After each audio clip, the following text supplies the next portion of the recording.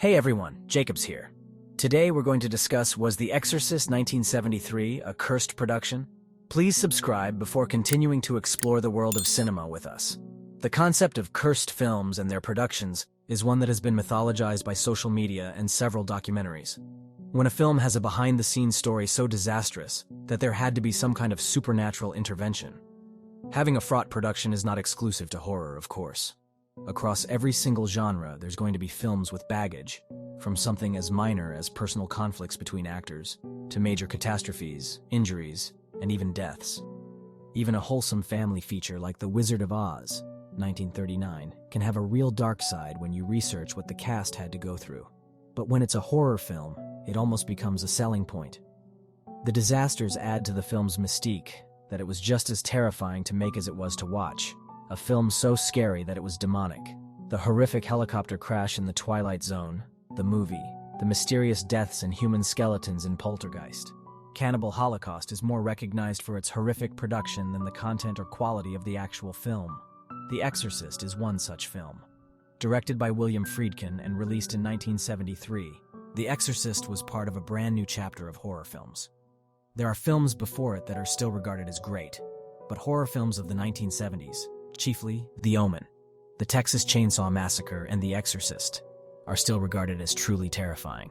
There has never been any movie quite like The Exorcist in terms of the visceral and bodily sensations it elicited in those who watched it. Even after 49 years, the twisted possession of young Regan MacNeil, played to perfection by Linda Blair, and the efforts to drive the demon from her are still recognized as one of the scariest movies ever made. The film was cursed by unethical directing. The fact that it is one in the canon of cursed films only exacerbates this. By this point, the details are well known.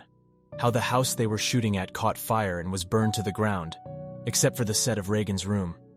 How they brought a priest to bless the set as a precaution. The amount of mass hysteria that spread across the audience worldwide. And as it is commonplace with cursed films, the misfortune that befell the cast and crew. Injuries, deaths, and the deaths of family members. Standard fare for a cursed film. Unfortunate events that are connected through the production of a highly controversial horror picture. Production starts in 1972. It is evident to the cast and crew that William Friedkin is mostly to blame for the on-set mayhem. He had developed a reputation for his, to put it mildly, peculiar directing techniques, as well as his sometimes frenetic and erratic personality. In order to give audiences a genuine scare, Friedkin was known to shoot weapons or hit actors. He was renowned for being highly intense and would go to any lengths to obtain the shot he desired, even turning the set into an icebox so the camera could clear its fogged lens. There was clearly a method to this madness, but Friedkin prioritized the authenticity of the scene over the actor's health and safety. As a result, both Blair and Ellen Burstyn, who played Regan's mother, suffered permanent spine damage as a result of the special effect rigging's flaws, and Friedkin insisted on continuing the scene, or even encouraged further ones. There are some things, of course, that can't be conveyed by a radical director pushing his performers to the absolute edge. The fire was from a bird flying into a circuit box, an unfortunate accident, though it is undeniably odd that one room was left standing. The other element that no one could have controlled or foreseen were the unexpected deaths of actors or family members of actors that happened before the release of the film. This is one of the key elements of a cursed film, and whether you think it is insensitive to sensationalize the deaths of real people, it does make sense when you learn how delayed the film had become. The mass hysteria around The Exorcist. When the film was finally released, mass hysteria exploded in the public. No one had ever seen anything like this outside of a grindhouse movie, so they weren't ready for it. People had been reported to pass out and vomit in the theaters. Warner Brothers made a big deal out of the controversy because it provided free exposure.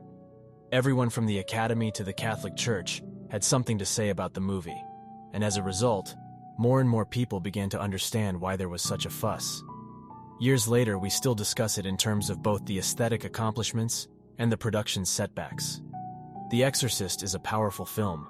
It's haunting, incredibly well acted, and masterfully crafted. There's a good reason why this movie gets credit for legalizing horror films and fundamentally changing the genre.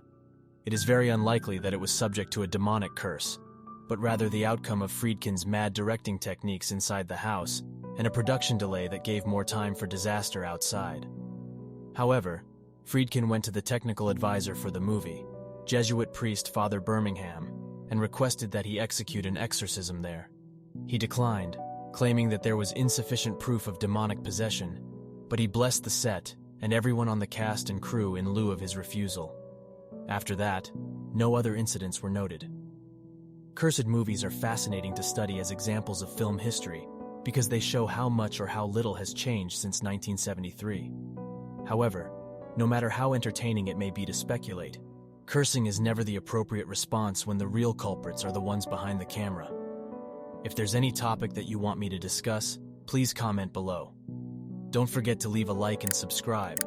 Also turn notification on. See you in the next video.